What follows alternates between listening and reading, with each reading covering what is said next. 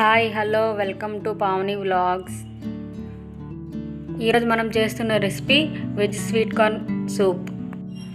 ముందుగా corn soup packet ఒకటి తీసుకుందాం.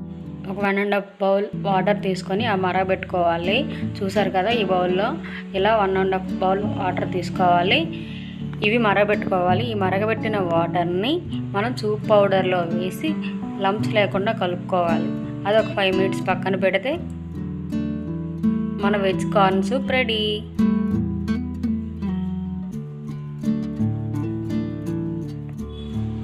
చూడండి, వాటర్ మరుగుతుంది. చెప్పాను కదా, ఒక బౌల్లో సూప్ పౌడర్ వేసుకున్నాం చూడండి. ఇప్పుడు ఆ మరిగిన వాటర్ని ఆ బౌల్లో, సూప్ ఉన్న బౌల్లో వేసుకొని అలా కలుపుతూ ఉండాలి. ఉండలు లేకుండా అలా కలుపుతూ ఉండాలి. ఒక 2 మినిట్స్ వరకు అలా కంటిన్యూస్గా కలుపుతూ ఉండాలి. ఇలా కలుపుకొని ఒక 5 మినిట్స్ పక్కన పెట్టాలండి. అలా పక్కన పెట్టాక చూడండి, మనకు కావాల్సిన veg sweet corn soup ready అయిపోయింది.